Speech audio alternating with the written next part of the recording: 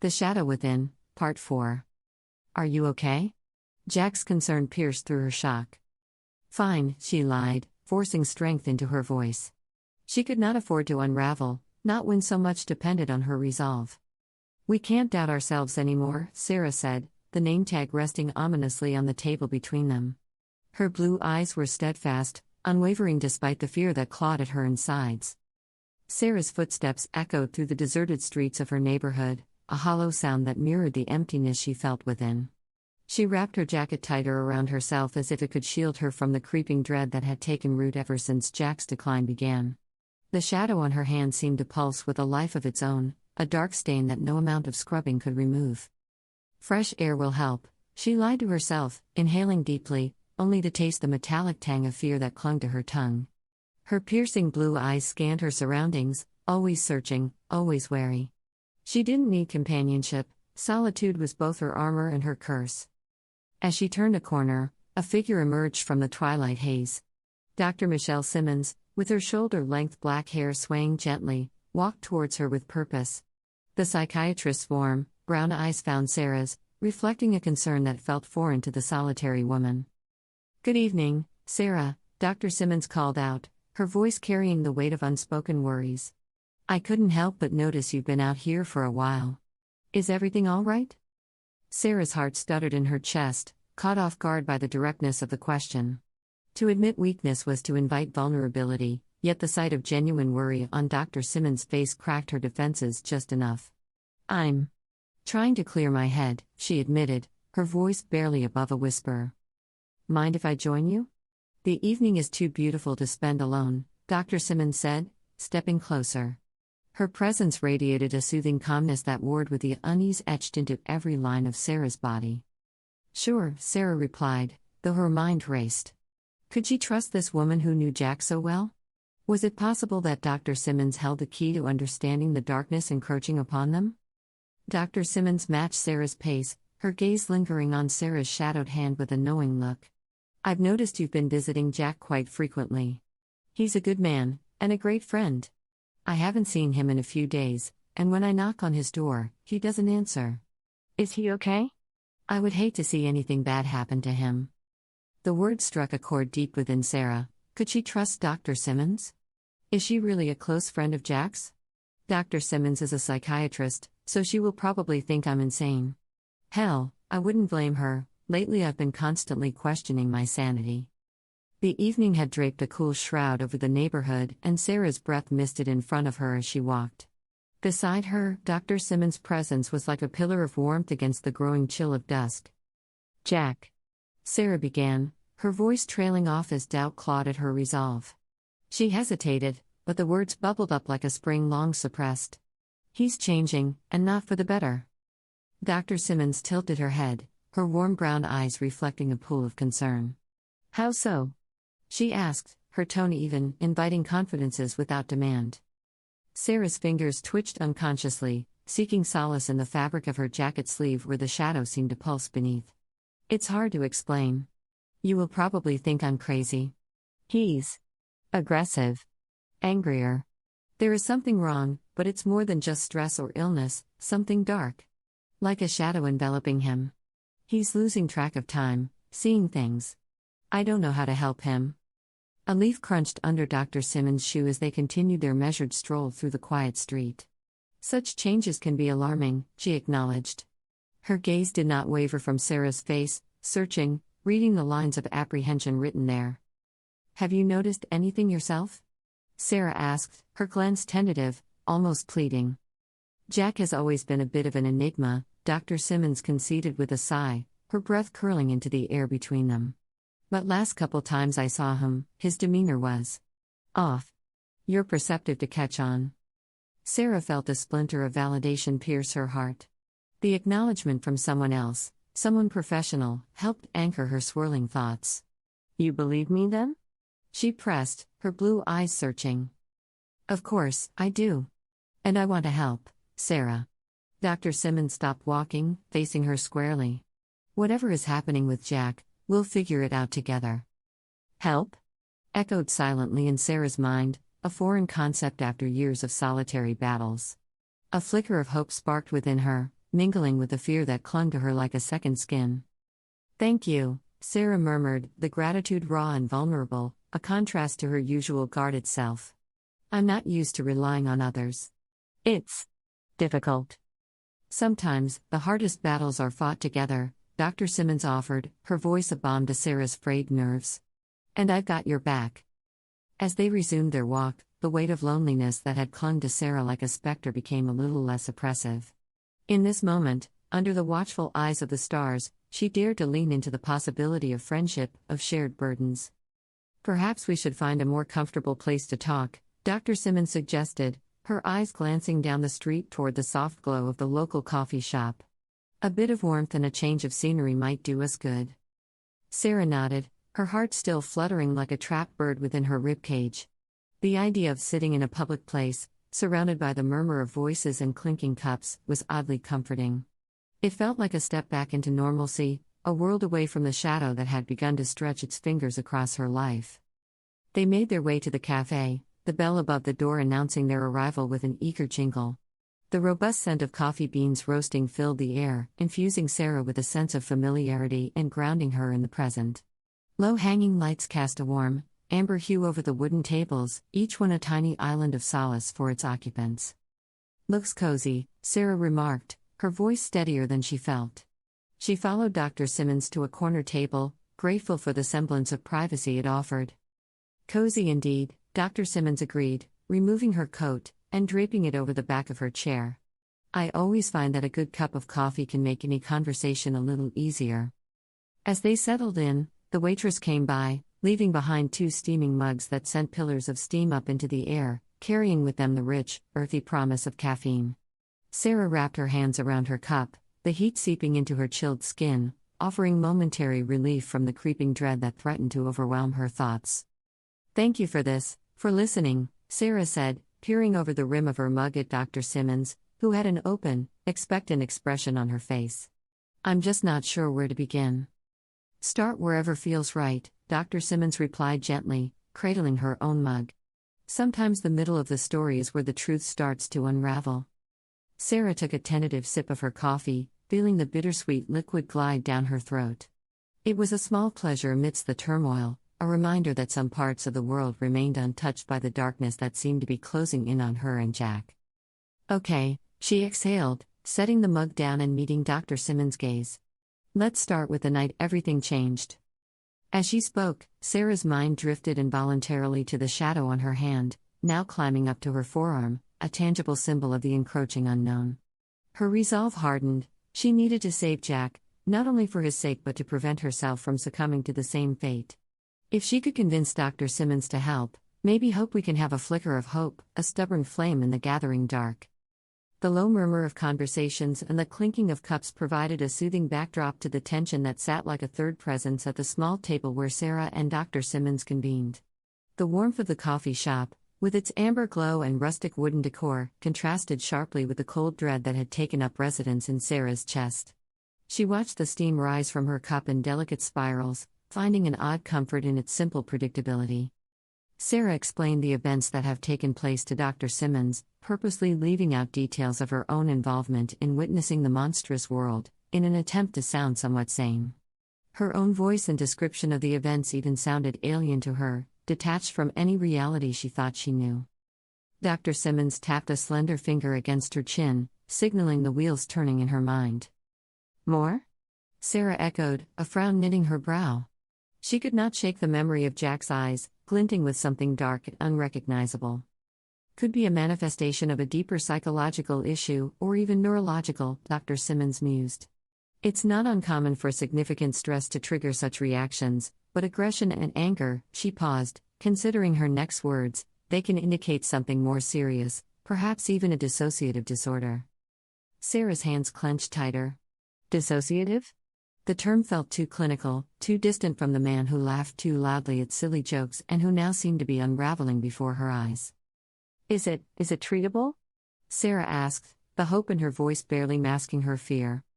"Most conditions are manageable with the right approach," Dr. Simmons reassured her, though her expression carried the weight of unspoken caveats. "However, treatment requires understanding the root cause, and in this case, we need to be thorough." Thorough, Sara repeated, her gaze drifting away to the window where the outside world moved obliviously. Jack needed help, and she could not ignore the growing shadow on her arm, a sinister reminder of what might lie ahead. Every second mattered, and yet here she was, grappling with uncertainty and theories. Is it contagious? Sara asked concerningly. No, definitely not contagious, Dr. Simmons said as she chuckled. Let's focus on concrete steps, Dr. Simmons suggested, breaking into Sara's reverie. We'll approach this systematically. Observation, documentation, and then intervention. Intervention, Sara whispered, her thoughts racing. It wasn't just Jack's salvation at stake, it was hers too. The shadows were no longer content to linger at the periphery, they were reaching for her, pulling her into an abyss she feared she might never escape. Saving Jack was no longer a choice, it was a necessity, a lifeline for them both. Sara's fingers curled around the warmth of her coffee cup, an anchor in the sea of chaos that threatened to drown her. She studied Dr. Simmons across the table, the woman's steady gaze a lighthouse amidst stormy thoughts. Michelle, she began, her voice a thread of sound in the cozy hum of the shop, I can't tell you how much I appreciate this. All of it. It's hard for me to trust people, you know? I'm used to dealing with things on my own. Dr. Simmons leaned forward slightly, her eyes softening with understanding.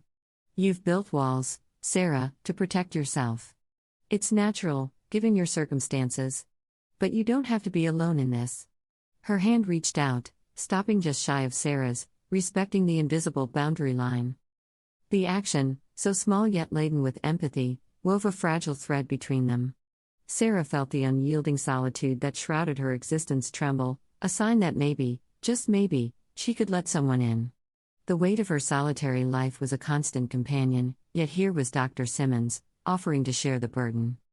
Thank you, Sara murmured, her gratitude genuine but edged with the sharpness of her usual wariness.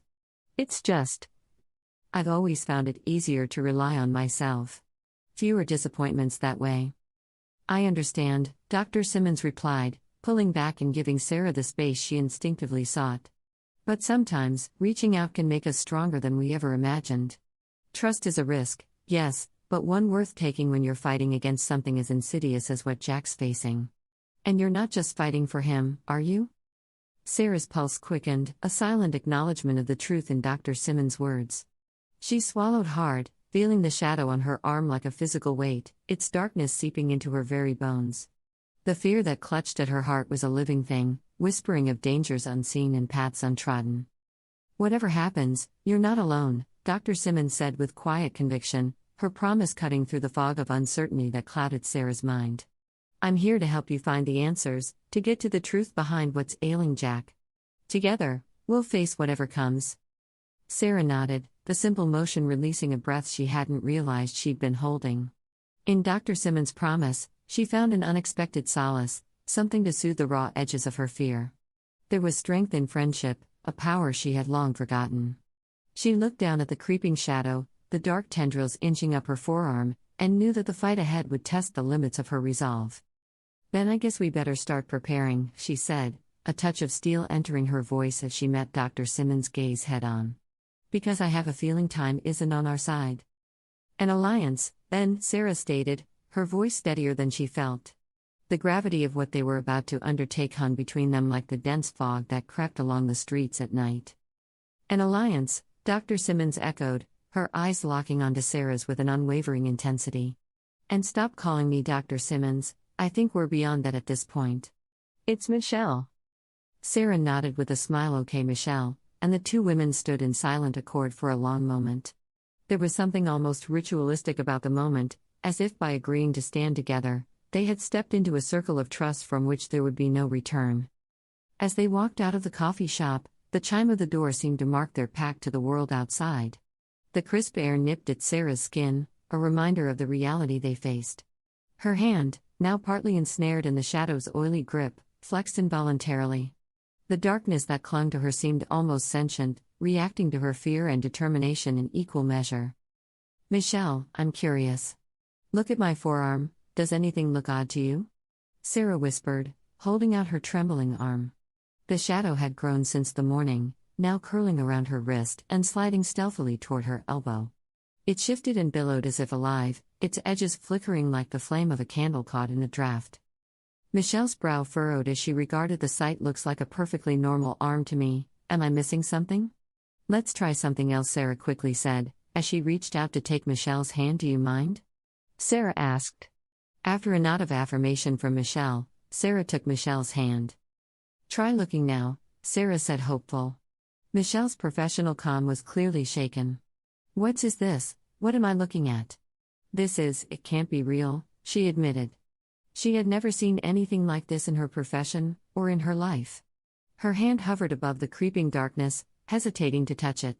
When I said I saw a darkness over Jack, I didn't mean metaphorically. Now I'm afraid, it has spread to me as well. Michelle pulled her arm close, cradling it as if to protect herself from the shadowy tendrils that emerged from within Sara's forearm. This is our reality now. And if we don't unravel Jack's secret soon, I fear this. She nodded towards her arm. Will be my fate too, Sara said shakingly. I have so many questions right now, but shouldn't waste a moment, Dr. Simmons declared with renewed resolve, the psychiatrist within her rising to meet the challenge. I have resources, contacts. We'll delve into every resource, pursue every lead until we find a way to fix this. Thank you, Sara said, her heart swelling with a mix of gratitude and an unfamiliar sense of camaraderie. For so long, she had been an island, her solitude a fortress against the world. Now, as the weight of her isolation began to lift, she felt the first stirrings of hope. Let's start tonight, Sara suggested. My place.